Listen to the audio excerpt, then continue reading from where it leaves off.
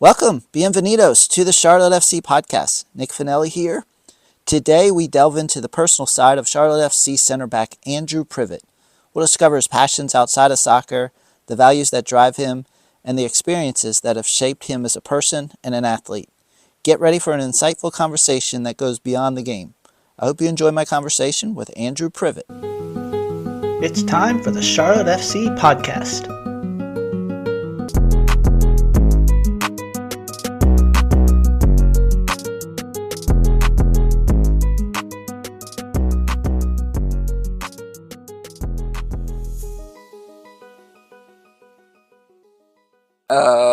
I am Andrew Privett. I am the Charlotte FC center back, and I went to college at Penn State and originally from Fallston, Maryland. Okay. Was there a specific moment when you were growing up? Because like all players, you play soccer, you pick up the game, you love it. But was there a moment that you're like, you know what? I could make this a professional thing. Yeah, I think that moment kind of became more of a reality to me, and even my parents as well, just kind of seeing that could really be something. I would say towards the end of high school when I first started looking at colleges, knowing that I wanted to play in college. And part of that search was finding a program that historically has sent guys to the MLS, whether it's to the draft or just has produced professional players. As I knew I wanted to play, I wanted to give that a go and, strive for that. So I think that maybe junior, senior year of high school was kind of when that reality hit, and I knew that's what I wanted to go for. And so you felt like Penn State offered that as opposed to Philadelphia Union Academy probably has, or DC United would have claim to your areas. Was that at all a thought or an interest? When I was younger, I had a teammate, Cole Turner, actually. He went to the Philadelphia Union Academy and he started doing the whole drive each day, which was a lot. But I know it was something that we considered, but didn't feel like it was the right move. But it was an option, but turned that down and went the college route because I thought it was important. And my parents really liked the idea of me going to college to get a degree while also being able to play soccer. So kind of getting the best of both worlds. Yeah, a backup plan too. Yeah, exactly. Just in case, even though you're not. Doesn't hurt. Yeah, right. Had to be realistic. So what did you get your degree in? I got a degree in supply chain management, so business school at Penn State. Nice. Yep. Yeah. That's an important thing today. Yeah. That's how everything runs, right? Yeah. Okay. So who were, I guess, your biggest influences, or maybe you were a bigger fan of someone growing up that kind of shaped your journey the most that you can kind of think of? Like a player or just like someone? It could be a player, it could be like parent or somebody that just like, you know what, I'm going to follow this path, or I like how they're doing things, so I'm going to model my things after that. Maybe it's demeanor, maybe it's style of play, maybe it's a combination. Yeah, when I was a midfielder, my favorite player, and even just growing up, it was one of my first jerseys. I grew up a Chelsea fan because the team I played for, Baltimore Bays, kind of wore the replica Chelsea jerseys. Right. And then watching them, Frank Lampard was my favorite player, and I know he was even rumored to be the head coach here, which would have been a pretty surreal moment, but not unhappy that it's Dean. It's turned out great, but it definitely would have been very interesting and very cool to have that. And then even just when I was even younger, kind of my first introduction into soccer was a neighbor moving in 2 doors down in my neighborhood, and I was playing baseball at the time and soccer, but I was heavily involved in the baseball. That was kind of like the first choice, the priority. I would go to baseball practice. Were you Nose fans? I do follow them. Okay. I don't pay attention to it too much or follow it too closely. But I would go to baseball practice over soccer games when I was little, and until my neighbor moved in across the street, who was a little bit older than me, but played soccer. I would go over, we would kick the ball around just in the backyard, just one shooting on the other playing goalie and whatnot. But I think it always helped, him being older, kind of pushing me around, but it kind of picked me up and kind of made me tough, and also probably made me grow as a player, probably quicker than I would have if I was playing with someone my own age. Yeah, and you talk about that a lot too, because you said at Penn State you also had a period of maturity and growth, just being on your own and understanding you got to do all these things for yourself, and you're the only one that's really going to make this happen. So it was kind of 2 stages in a way. Exactly. Yeah. You also talk a lot about your experience at Baltimore Celtic, which was the Bay earlier. Particularly, you played on 2 championship teams there. So what did you learn about yourself, and what did you learn about playing, like what makes a championship team? Because that doesn't come often. I mean, a lot of times we play on winning teams and things like that, but a championship in in any kind of league is a big deal. So how do you learn how to be a champion? Yeah, being a part of that team, we went back to back for the USYS National Championship. That was our Baltimore Celtic team, and that was another great team to be a part of, just because I feel like we were such a tight-knit group. A lot of those guys were playing at other schools around Baltimore, such as like Curley. A couple were teammates at McDonough, just kind of all over Calvert Hall, which is also where Bender went, so I was playing against Bender. Yeah. But just kind of being around that system where in high school, guys would go play against each other, which made it, fun and enjoyable and competitive when you got to match up against teammates outside of that. But also, when we come together, it kind of felt like an all-star team, and also just a team that was together that wanted to work for one another. And I think a lot of those guys had the same goal to go to a top college. So everyone was fighting and wanted to play well and do well, all for the same reason. So I feel like we had a great buy-in, and we also had a great coach that focused on development. It wasn't just out there to win games. Yeah. That was, of course, part of it and part of the product of working and developing as players. But he was really tough on us and focused on us becoming better players. So I feel like being a part of that group, and also under that coach was Barry Stitz, who was actually coaching at Curley. He played a big part, and a lot of guys went to D1 schools, good programs such as like Maryland, UPenn. Of course, I went to Penn State, a couple to UMBC who were doing well, really all over. Now, you talk about the togetherness made it. Was there anything else? Was there like a feeling that you all just knew like you could win it? Like, is that something that goes on in especially in the professional ranks too? Or do you see and notice like, oh, this is different. Like this year is different. I can tell by the way either we're playing or how the locker room is. Yeah, I think that first year when we won it, it was kind of like a slow going. So we'd go through State Cup, and we essentially just kind of smacked everyone. So okay, this is great. Now into regionals where it's a bit more of a test, and did really well there and won that.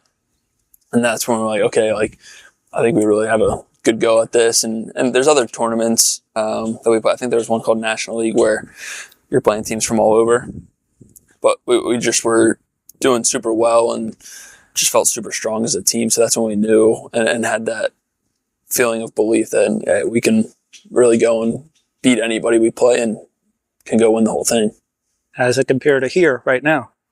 Similar feeling. I feel like each year we're on the path of growing, especially now having 2 years under Dean, having the same coach, which we haven't had since or in Charlotte's history. Right. Sticking with the same coach. So now we're perfecting and building off the values and the principles that we've built on last year, where we had our most successful season then. And now, we don't know how high the ceiling is. We don't know if there is a ceiling, but we know that, this team can really go win something this year. So that's what we're striving for. And I feel like the start of the season has had ups and downs, but overall it's been quite strong. But I think it's a good sign considering that we've come out of the first 4 games with 7 points against tough opponents on paper, but also we're a bit disappointed because we know we've left some points on the board. Right. And that's going to happen, but that's part of growing. This actually is Charlotte's best start ever, if you look at it statistically. So you've been asked numerous times about your position transition, so we're not going to necessarily go there. About, and you share being patient, waiting for your opportunity. It's happening over and over again, Andrew, if you think about it, right? New player comes in, new coach comes in. Every time you're being tested. Some might say that maybe it's a lack of confidence that other people have in your abilities without knowing you yet, kind of type thing. We're not seeing it. But every time you've come out better and stronger. So how do you handle these moments? How, like internally, like what are you doing inside your head and the stuff to make it go through? I know you say these things, but like what's going on inside when these changes happen? Yeah, that's actually a really great question. For me, I pride myself on being as composed as possible, not only just on the field, but just as a person as well, not really getting too high and not getting too low. I feel like a lot of things can happen and it's an emotional game and everyone's fighting for, a position in that starting 11. Mm-hmm. So I feel like taking each day one at a time and not trying to worry as much about little things. And also when something does happen to you, so for me, for example, of course we signed Tim Ream and I kind of knew that it's me. Right. I'm off to the bench. So, having that happen and you try not to get too low. Of course you're gonna, feel sorry for yourself for a little bit, but also how quickly can you turn that around and how can you turn it into a positive? So for me, it was, okay, this is a guy who also played in college, men's national team captain, played in the Premier League, just a veteran player and has played at the highest level in so many different ways. And now it's, okay, how can I learn from him? How can I grow with him there? And even now it's still learning, even though he's playing left back now and I'm left center back. We're still, growing a partnership and I'm still learning from him, still taking advice, even middle of games, whatever it is. So it's been great to have him, but yeah, not getting too low, feeling bad for yourself, but also in the highs, can't let yourself get too high. Otherwise, the lows may feel even lower. Yeah. So kind of just so you keeping a steady head no matter. So mentally, are you just like Zen? You're like, all right, just focus on what I got to do right now kind of thing. All the other noise about whose opinions of you or whatever, it's just got to show out there. Is that really it? Yeah, that's about it. Just trying to keep a level head through, whatever comes my way. Now, you talk about Tim teaching you things. I'm going to kind of go through some of the players in the back line there and kind of tell me something you picked up from each of them. So we'll start with Nate over there on the right. What's something that you've learned in these years from Nate on either professionally or on the pitch? Yeah, for him, I love playing with him because I feel like he's the first guy to pump you up when you do something good.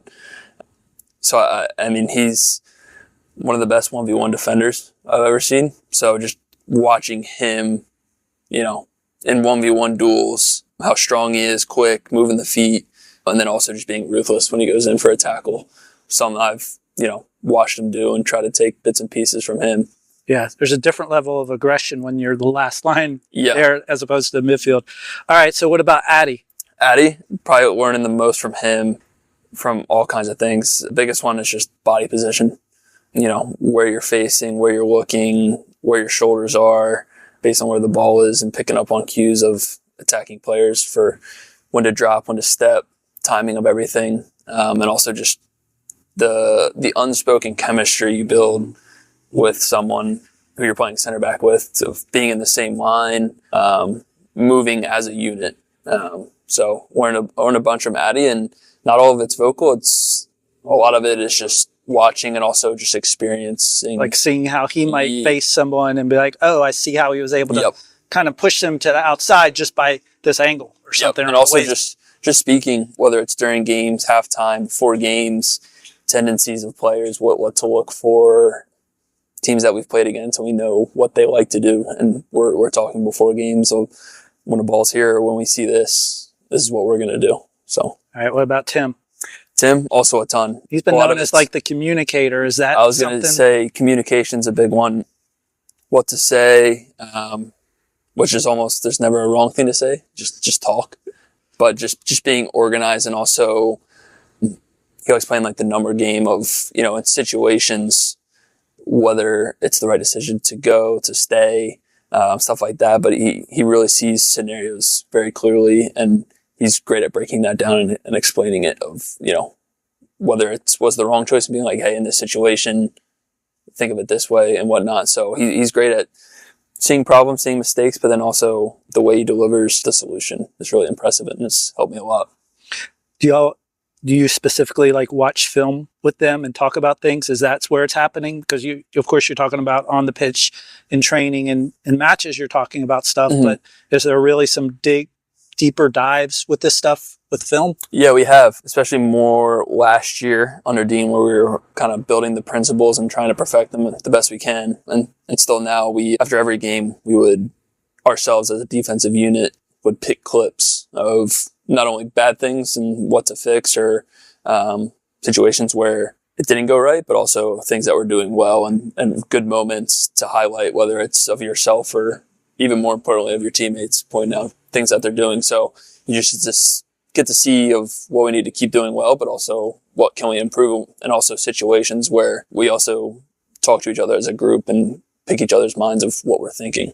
So that also builds chemistry because you get to know like the tendencies and what people think on the field when they, may see certain situations or scenarios.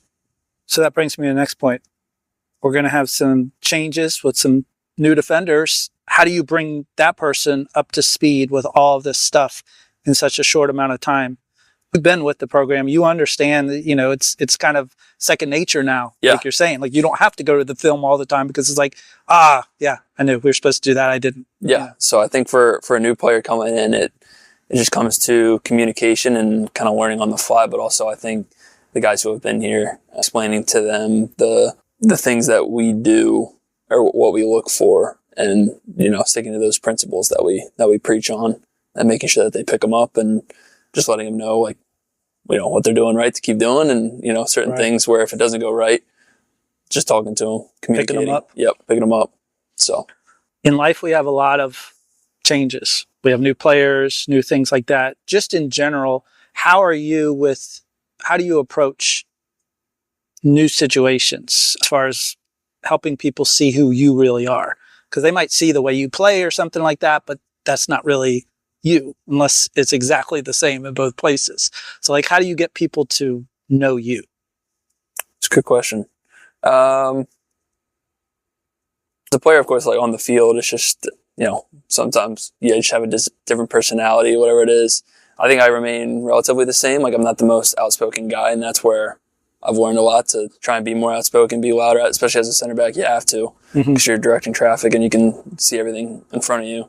And then off the field, I'm like I just said, like more of a reserved person, keep to myself a bit more. Just naturally like more of a quiet guy, but we have a really tight knit locker room and a lot of good older guys within, and a lot of good college guys who are similar to me. So it's a great mix. So I think just the way, the guys interact is great. You get to learn a bunch about different people, and I just stay true to myself, just with who I am. So how do you welcome new people? So instead of having them know you, how do you make someone feel a part?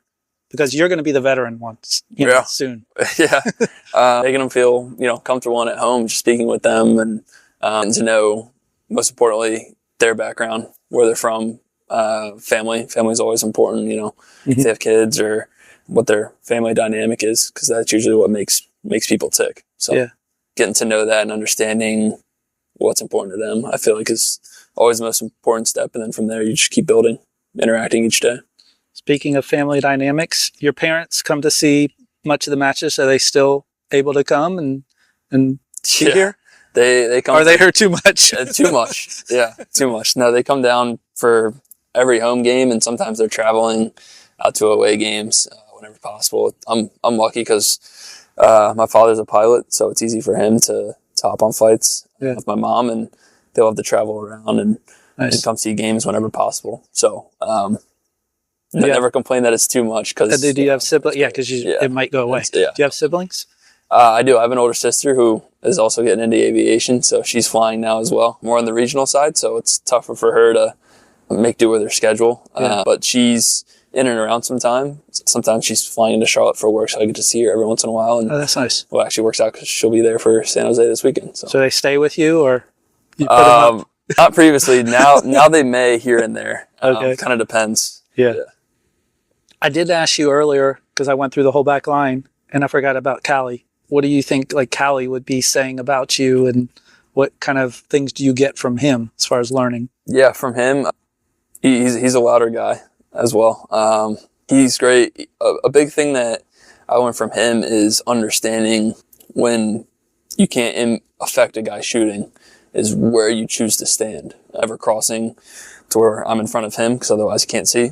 Mm-hmm. So learning that, and also always closing your legs, because the thing that kills a goalkeeper is when he's going one way and you go to lift your leg and now it's under you and you can't get there and can't see it. So a lot of the work and advice and just kind of communicating with him is, in training when a shot happens and he gives feedback of like, yeah, it's a good angle, not a good angle, try this, try that. So that's been really helpful. And I feel like that, for us as defenders, if we can make a shot or a situation predictable for him, that makes his job easier. And he's vocal about that. Yeah, definitely vocal about that. I don't know a goalie that is not. Yeah. Out of my way, I need to see it. Keeper's always a different breed. But we'll have Collie, and he's just a fierce competitor. So cool. Who on the coaching staff is kind of like your go-to person that's like focused on with you in the defense and just making that whole team work? Mm-hmm. It was Pa. Yeah. As he was here, he's departed, of course, to Phoenix, but especially when I was a rookie and through last year, he really took on the role with the defense. And for me personally, shaping me into more of a defender and learning the ways as he was a defender as well in the league. And I was played at a high level, so it was great having him to push me and to teach me. He's a fiery guy. Very fiery, yeah. So I'm sure that also rubbed off on you, right? Yeah, oh, for sure. He demands a lot, but always in the best way. And means well. But I think it was great to have him and push me to strive and improve. Right. So who's kind of looking over now? Yeah, now is Fuchs. Okay. Christian Fuchs, and who's also same way, has played at the highest level, Premier League, came here, captain, played my position as well. So he's also been great, just in your ear, pushing you, talking to you, what can be better, giving you different ideas and whatnot. So it's been great to have two veteran guys who have played at the highest level in the same position, just kind of teaching everything they know. Right. And also in playing in MLS and other leagues that really understand the game. Mm-hmm. All right. I've talked to many defenders, and they have the strongest relationships with the person that they're opposing, because you're playing them every day in training. So like Pat's probably been the most stable person for you, as far as like, he's always been there. Carroll's been there. You've had a little bit of Enzo, but it's like Pat's always seems like he's always been there. You were drafted in the same time as him. What have you learned from each other? Because we know he's at the, with the U.S. men's national team. And so his size, his things, I'm imagining, have pushed you in different ways. And then the way you're defending and learning has probably helped him. What do you kind of see in that relationship? Yeah, no, it's been great to go up against Pat in training. It's always a great challenge. And I feel like for training purposes, it's probably the best thing you can ask for is, someone who's, for how big and quick he is, you have to defend him differently.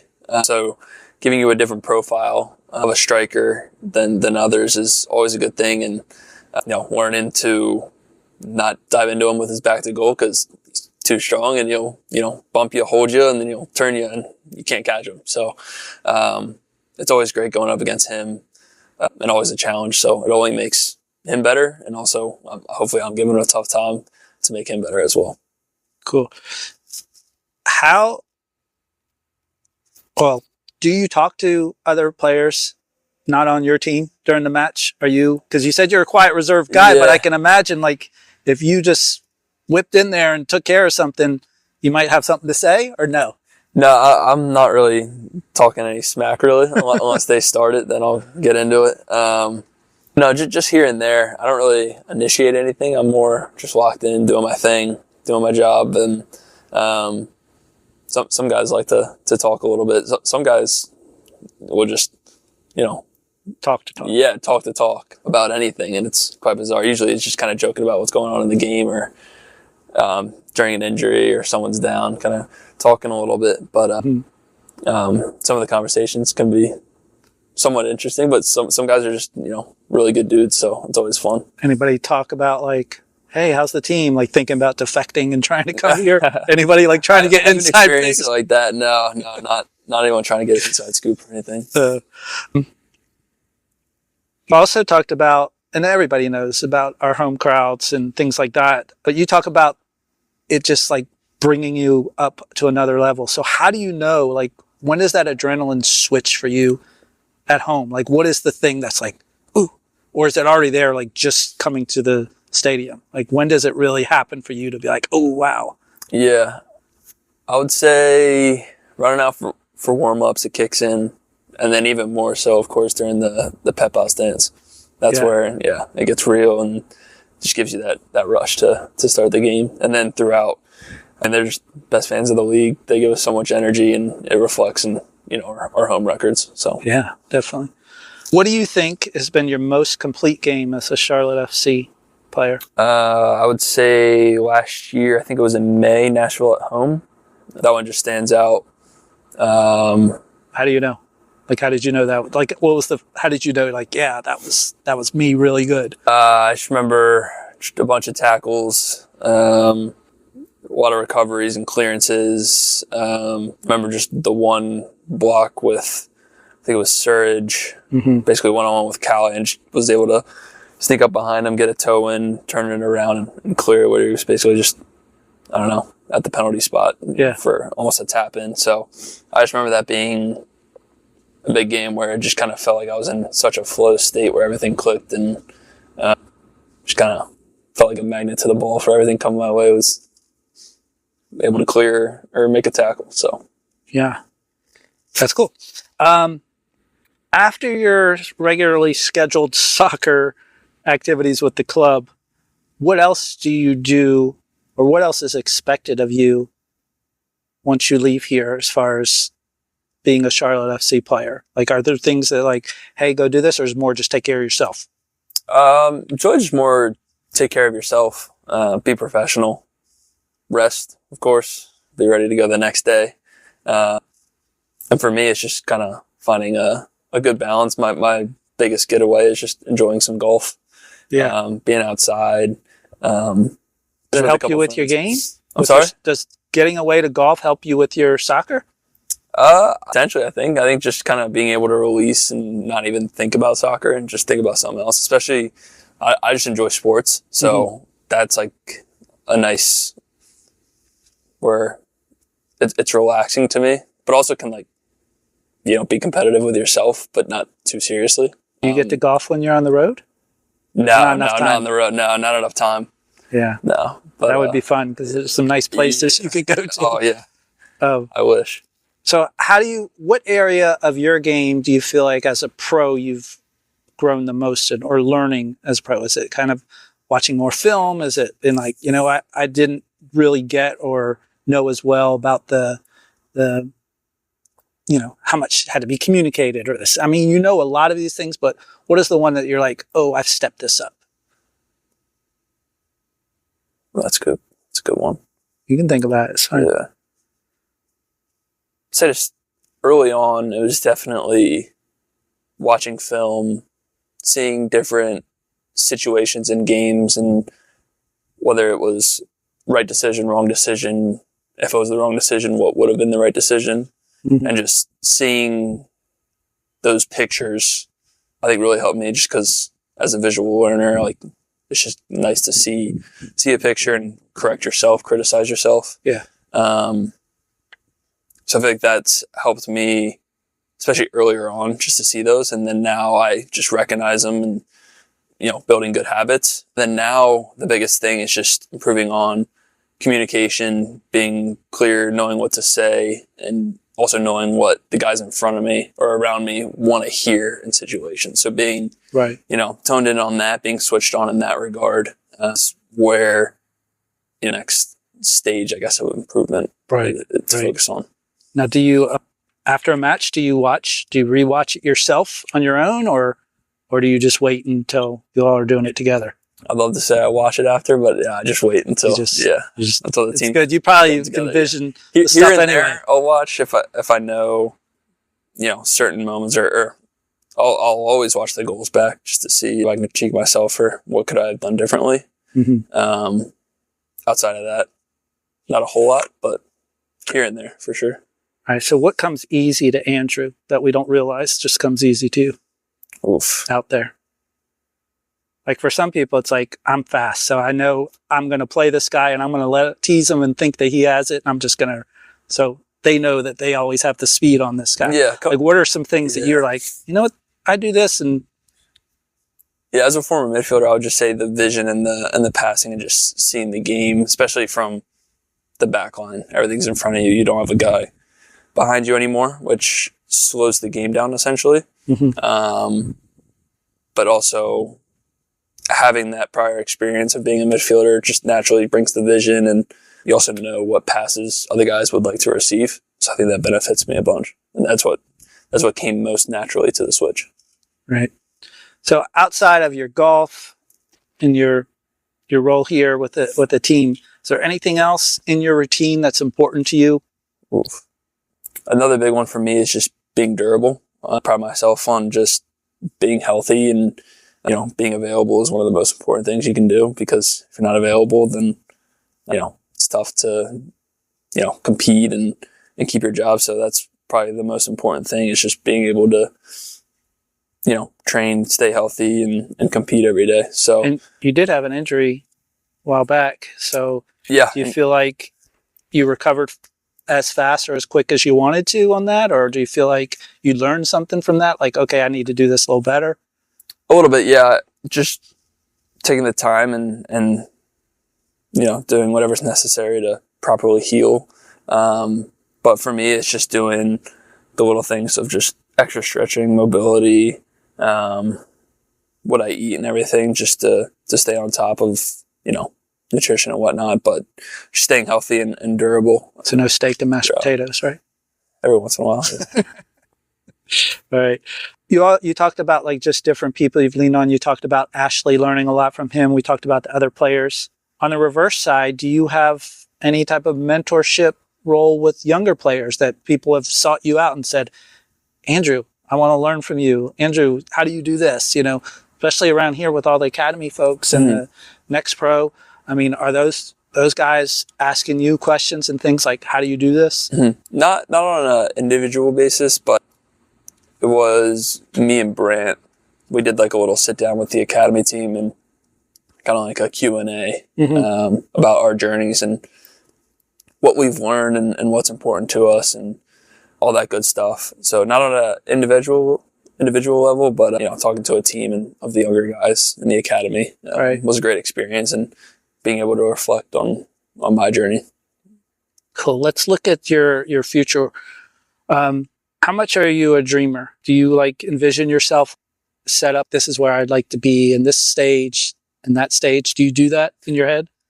Tiny bit here and there, not a whole lot. Pretty realistic, kind of. Yeah, I try to be realistic to myself and goals and whatnot. Also, here and there when I am thinking about just future and whatnot, I think dreaming is also a positive thing, and do it once in a while. Okay, so I'm setting you up on that. So I'm going to ask you, like, what does Andrew Privett have on his eyes on in 10 years? Like, what do you see yourself? Yeah, at some point in my career, I'd love to experience Europe, and ideally, I'd absolutely love to play in the Premier League at some point.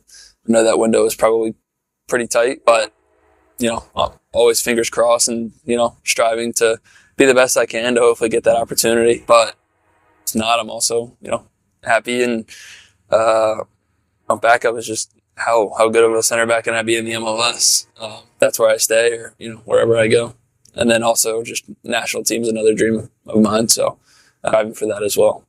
And having two teammates on the national team, your team, Charlotte's going to get more exposure because of that. So then they'll see you, and I know that happens in lots of places, but that's how it works a lot of times. And if they can see that this player is coming from this area, well, now let's look at these guys too. So hopefully that'll happen in some areas too, and get some notice. It's hard also when you have Addy next to you too, because he gets a lot of attention because of how good he is. Right. What's one moment in your career, your entire career, that you wish you could replay 1,000 times over? Oof, that's a good question. Like you were just in the zone, like, oh my gosh, what a day. I'd have to go back to that Nashville game. Yeah. The one where I felt like I had my best performance. Just kind of like that flow state I mentioned, where kind of everything was going right. Confidence was at an all-time high. I feel like to return to that state of where kind of nothing could go wrong, fearless, no mistakes whatsoever. I'd love to replay that each game I go out. That'd be great. Trying to, what did I do that day? Kind of thing. Yeah. If I can repeat that every time. I'll say that, or also just kind of reliving the moment of playing Miami at home the last game of the season to get into the playoffs for the first time in club history. I feel like that was a really cool moment. It also was full circle for me because first game as a rookie, I was left out of the squad and was just watching from the suite and kind of taking in, I think it was just about 70,000 fans. And I was like, oh, imagine playing in this. Like, I hope I get the chance to do that. And then full circle come last game of the season playing, roughly the same amount of fans. And it means something. Yeah, and it meaning, a whole lot. So that was super special. And I would love to, relive that again and again. Yeah. What's the hardest part about this job? There's a lot of positives and a lot of things that are great. I'll say the hardest thing is just, hardest thing is being consistent every day, especially with how long the season is. Like some days you're just tired. Some days the last thing you want to do, especially in the summer, you're just like, oh, I don't want to go out there. It's 90-some degrees, just hot, humid, everything like that. It can be exhausting at times. So you kind of go through ups and downs of, feeling not necessarily unmotivated, but, kind of that energy level, kind of on a wave up and down sometimes. So I feel like being consistent, even when you're not feeling fully up for it, to yourself, I feel like that's the biggest challenge. Yeah. How to bring it out of you and how to, keep that top performance at all times. That's the biggest challenge. Cool. What is something you wish fans would know about you that they don't know? That's a good one. That's a tough one. I don't know if I have anything for that. All right. It's stoppage time. Stadium you would love to play in that you haven't yet? Stamford Bridge. Chelsea's. Yeah. Obvious there. Yeah, I wasn't gonna ask, but I wanted you to say it. All right, this one you kind of already said because you like the Pepis, but I was just like, is there, because I know the players have certain things that kind of in the pre-match ceremonial stuff that they really like, and sounds like you like that moment, like, just everybody's jumping up and down. I know you all are jumping, just on the field to kind of get hyped up too. Do you have an unusual ritual or habit that you do each day? No, I don't think so. You're just walking and coffee, right? Yeah. Oh, you said you have a big breakfast too a lot. I usually do a big breakfast. I'll, scrub down a bunch of eggs, pancakes, just get that all in, coffee, and then... Have you perfected this, or do you have had people come over and say, this is how you make it?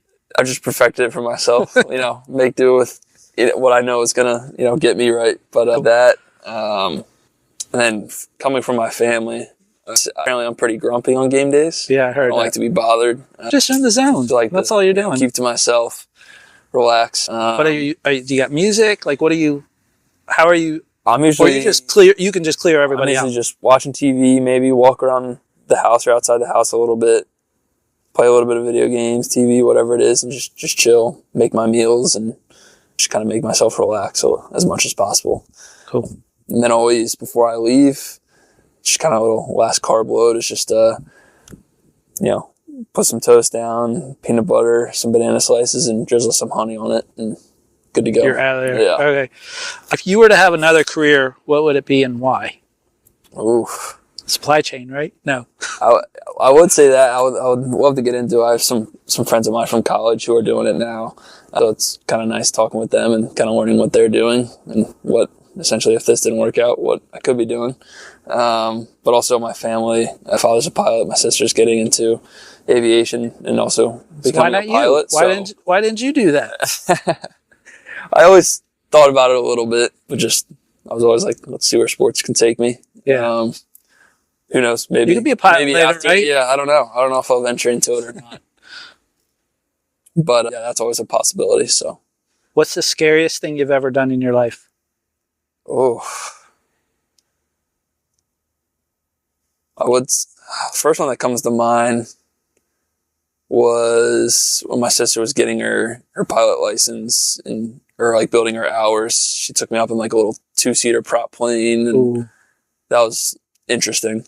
not to say that she's a bad pilot, but I was just like, this is freaky. I've just never been in something that small with a little prop engine on the front, and the wind can really gusts, move it. you feel it. Yeah, it's not like a normal jet. So that was pretty scary, and I was pretty tense for the start, but after, fine. So I'll say that. Other than that, can't really think of much. Everything else kind of come easy, huh? Yeah, I guess so. Do you have a favorite unplugged activity? something you just do, just kind of get away from everything. But I guess golf would be it, Yeah, right? golf would be one. I'm a gamer myself. I like my video games. Just to, Is there a game that you always go to, or you got to mix it up? I go to is always FIFA. Can't escape soccer somehow, but Yeah. usually just some sort of sport game. Do you play Charlotte, or do you play others? You just kind of use everything? Yeah, all over. Okay. Mix it all around. But yeah, that's kind of like my escape to just get away from everything, be in my own space.